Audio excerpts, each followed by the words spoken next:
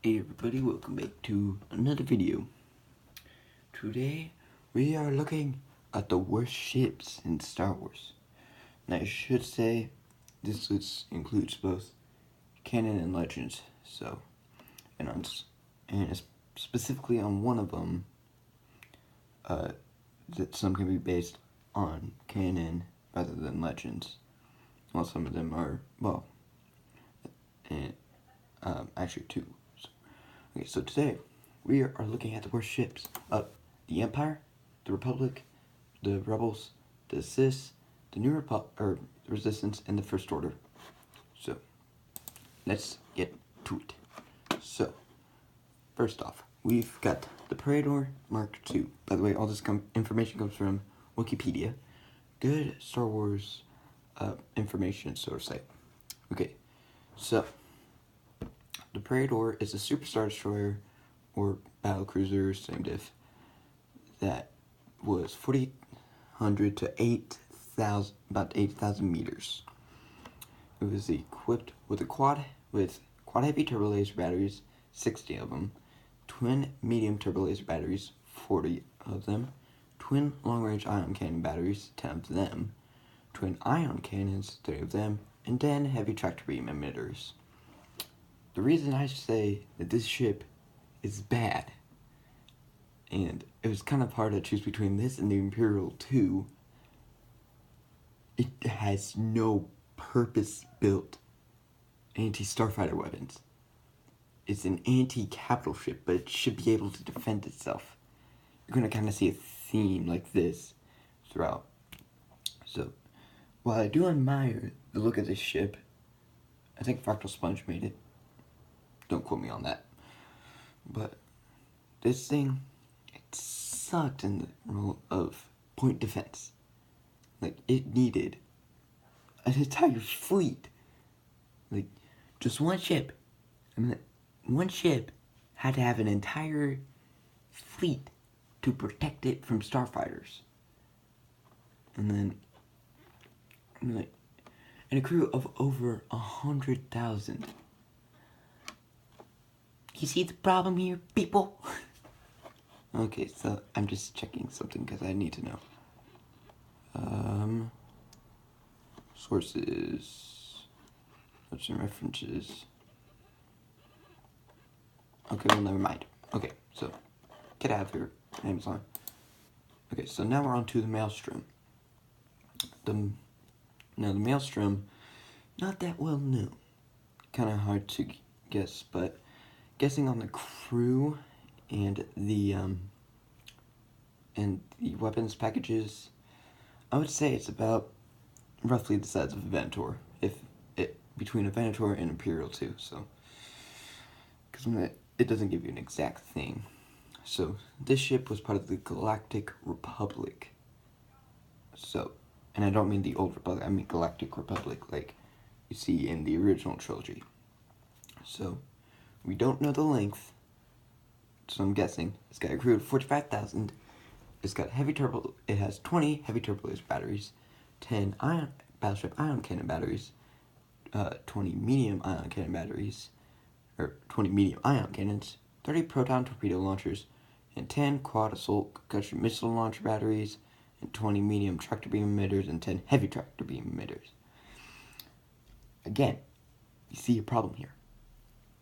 Not a single anti-starfighter weapon on the ship. Like, literally the only ones I could see were the torpedoes, and those are meant for bigger ships. I know it's a battle cruiser, but still, I would like a ship that is able to defend itself against starfighters without a fleet. Because, man, I do like specialized ships, but I don't want them to be too specialized. I'm like, I know it's got starfighters and stuff, but I'm like, 96? That's not gonna do much. Again, like, you have one of these going against, say, a blockade. Who will win? Most likely the blockade, because during this time, the Sith dominated in space superiority. Like, they just overwhelmed. So, 96 starfighters versus like, you could even go against a Lucrehulk, and this thing would still be outgunned starfighter-wise, and it would have no defense against the starfighters. Any practical defense. Okay, so now we're on to the Neutron Star bulk cruiser. This was used by the Rebels. And, I mean, Rebels is in the original trilogy. Okay. Okay, so this thing was 600 meters long. Not bad, like, it's just barely, it's only 400 meters less than what I would classify as a cruiser. Because I count this as a mix between destroyer and a corvette. But I mean, like, it's a freighter, technically. So, it's got 24 heavy bulk cruiser turbo lasers. Not that bad. It's got 25 heavy laser cannons, though. And 2 heavy tractor beam emitters. But I think that's more for storage. The thing about this, heavy laser cannons. There's this thing in Star Wars where the higher the grade of weapons, the slower they fire. Like, say you have a heavy turbo laser. Compared to a light turbo laser, the heavy turbo laser will fire slower than the light turbo laser. You can see sort of the same thing. Like, say you have a let's say you have a destroyer from World War II and a battleship. You can see, you instantly know that the battleship fires slower and turns slower than the guns on a destroyer. They're very similar in design, but the destroyer has you beat on speed and fire. Speed of fire. So that's one of the only problems I see for this. I mean, it's got a small amount of troops, or crew, and it can carry a decent amount of passengers. But it doesn't have any starfighters, honestly. But most ships this size don't. Okay. But there is an exception to this, which I will be going to next. The Gazanti class cruiser. I chose this one for the CIS. I didn't choose it for the Empire, because the CIS first made these. The Empire just inherited them and upgraded them somewhat. So it's 3.8 meters. And that's pretty short. Because I think that's the size of about a block, roughly. No, because, hold up, need to do some quick maths. So 63.8 times roughly 3.3. That's about how many feet a meter is. 210.54 feet. So that's not bad. That's not a bad length. I mean, like, it's good. It's good for what it's meant for.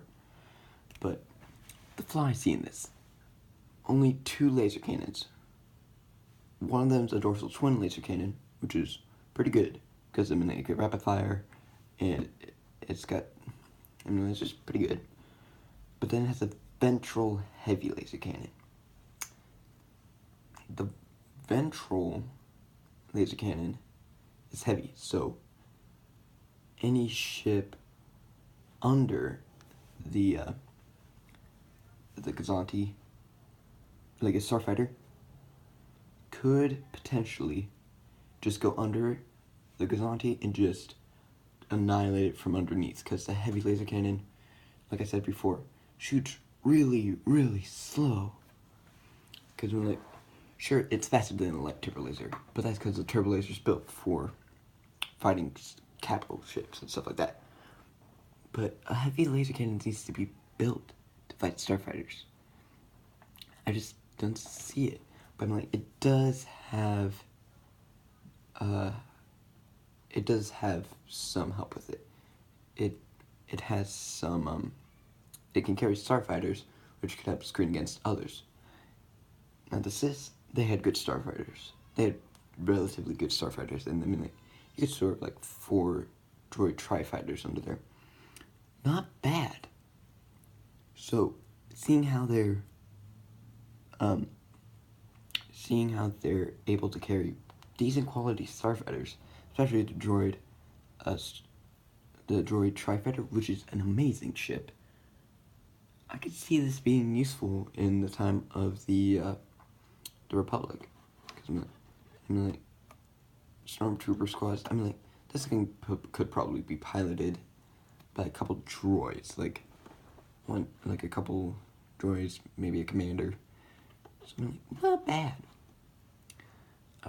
And I'm not really a fan into the Imperial ships because they just lack in a lot of areas. But this one's not a bad one that the Empire used. Now on to the Vakbior. Not sure if I pronounced that right, but you guys will probably say how to actually pronounce it in the comments. So this one, I'm kind of on the fence of. It's got a length of 496.92 meters. So relatively long ship, about a third, roughly a little bit less than a third the size of an Imperial 2, which is about 1,500 meters. So I think the CR90 is about 150, 200. Here's the problem with the ship. 4 laser cannons. 4. For a ship nearly 500 meters, it's only got 4 laser cannons. 2 Gazantes, which are about 126 meters together, already are equal to a single Viakbor. You literally have 2 ships smaller than this one that has the same amount of firepower, if not more, of the Viakbor. Sure, it has a small crew, but still, this thing, why would the Resistance use something like this? I know it's a good anti-starfighter ship, but I would have just gone with a CR90. I know it's outdated, but that thing was just bristling with laser cannons. It was a purpose-built anti-starfighter ship.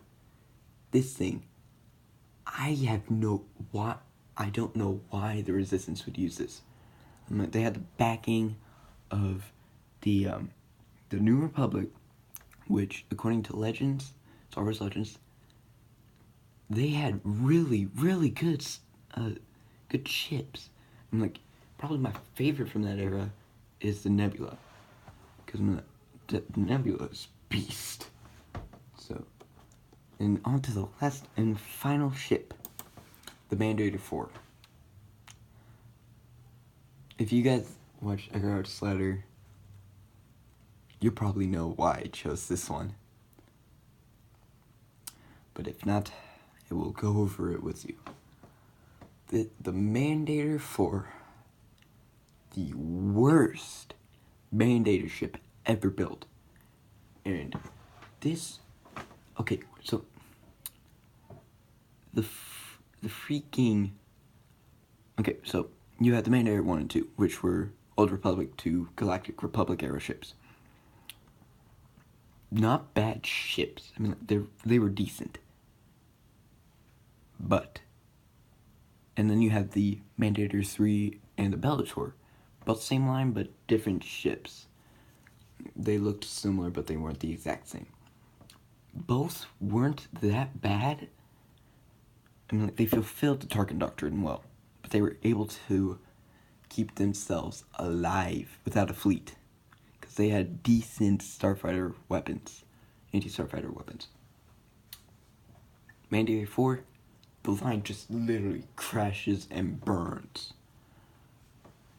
So, nearly 8,000 meters.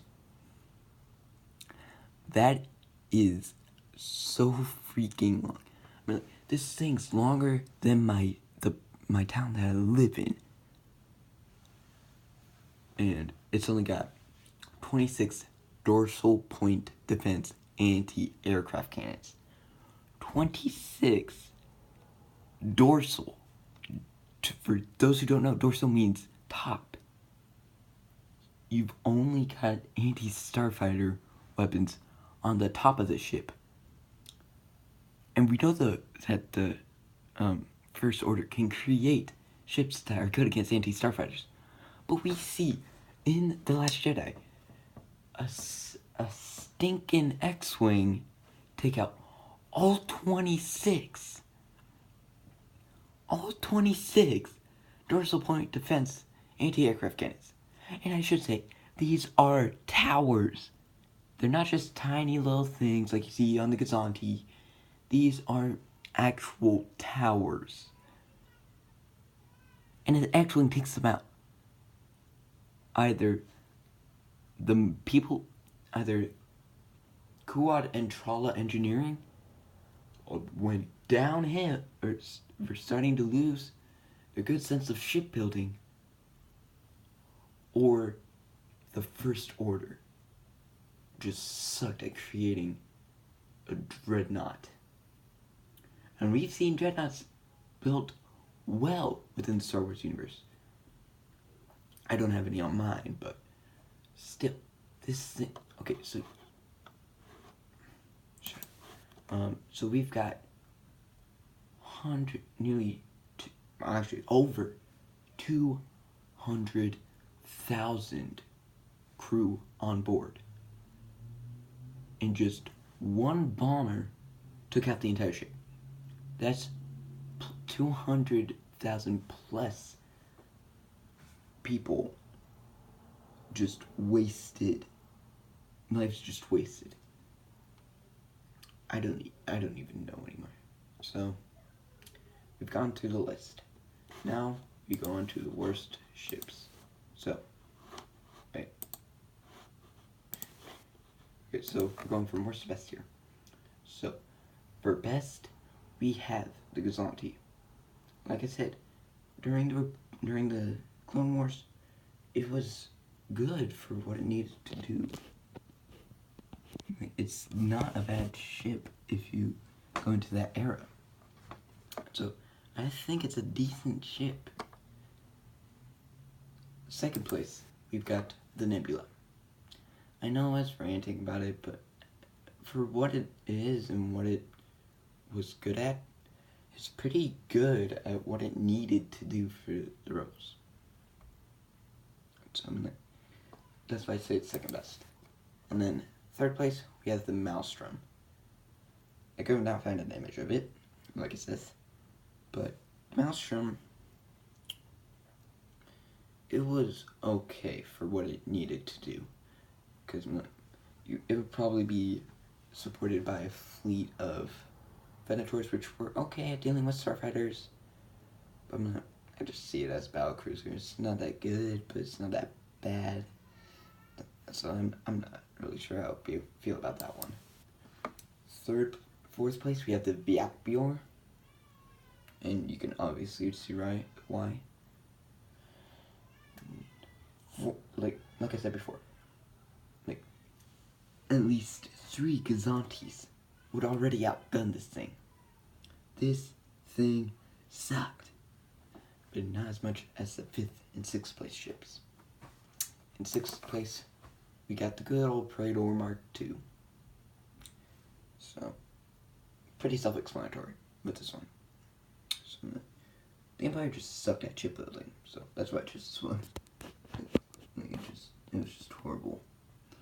And then, before we get on to the last one, which you guys obviously know that I chose, let's go over some of the ones that didn't make it onto this list. They were bad, but they didn't quite make it. So, for the CAS, we have the Aurora class freighter, the YV-865 Aurora class freighter, and the Harcel class interstellar transport. For the Harcel, the reason I didn't choose that one is because it's a transport, and I mean, like, it's just a fuel thing. And I just felt it would have been unfair to put it in against, like, I just felt it would be unfair.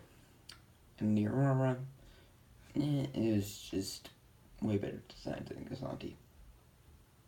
For the Empire, we have the Imperial 2 class Star Destroyer, the canon version, because that one was way better, to be honest. Or way worse. The Legends one is a little bit better.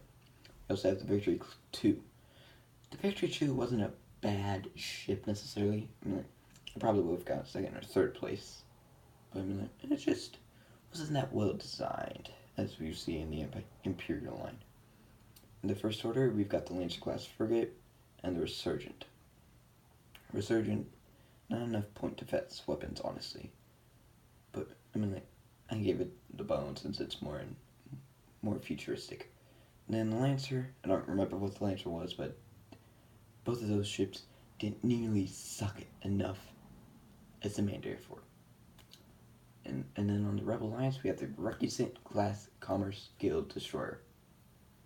The Recusant was used by the CIS, but not nearly as bad as those three. I mean, the Recusant was a decent ship. And then the Spiral, it wasn't nearly that good, but it beat out the Neutron just barely. And then in the Republic, we have the Acclimator and the DP-20 frigate.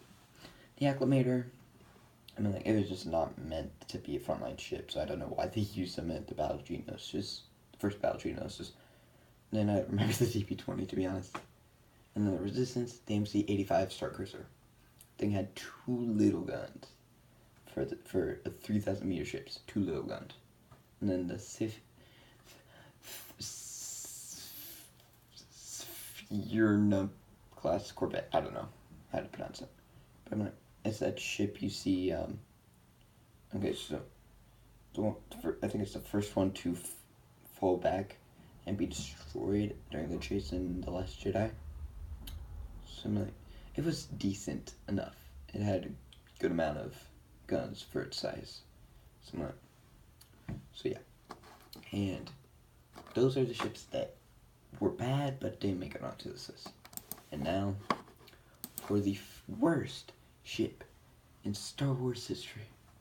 It is the Mandator 4. Very self-explanatory. I don't think this is a Mandator. I just looked it up. This was a good enough picture to find because it's not that easy to find a picture. Yeah. And like I went on in my rant, the thing just sucked in general because you have two giant autocannons underneath it that took minutes.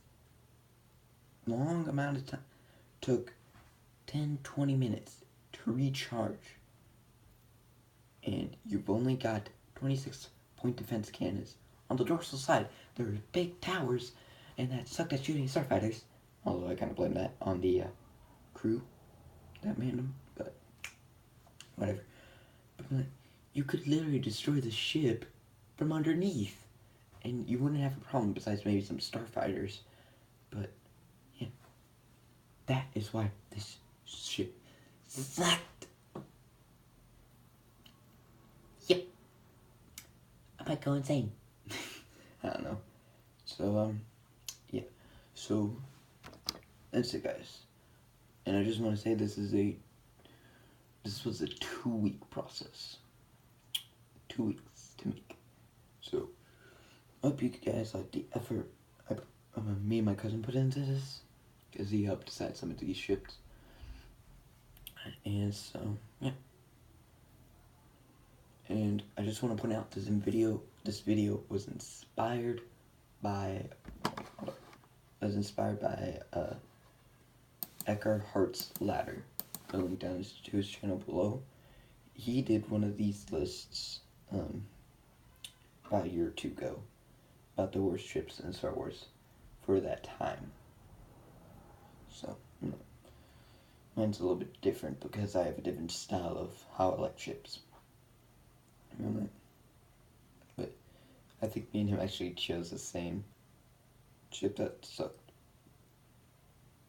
I think. But yeah, you can link down in his description below. And also,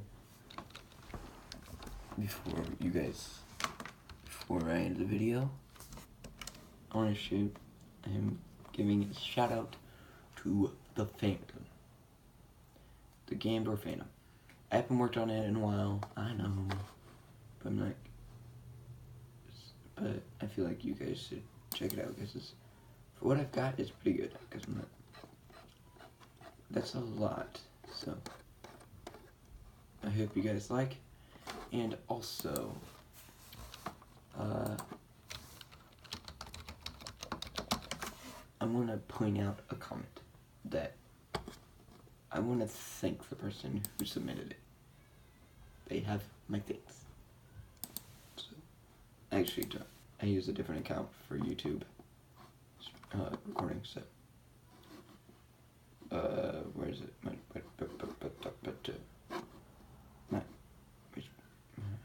Library. So I think it was this one. 9 views, okay. So, Lazy Captain Rex. Thank you for your comment. He says, good video, man. The Empire really standardized their fleets to the Tarkin Doctrine, which is very stale and did not implement decent carriers except maybe the Secutor. I honestly agree. The Secutor was the only semi-decent ship in the Imperial fleet. There could have been so many better ones, including the Venator, which they could have kept, just upgraded the systems, made it a little bit bigger maybe. So yeah. And so, that is going to be it for today's video. And so, I'll see you guys in the next one. Peace out.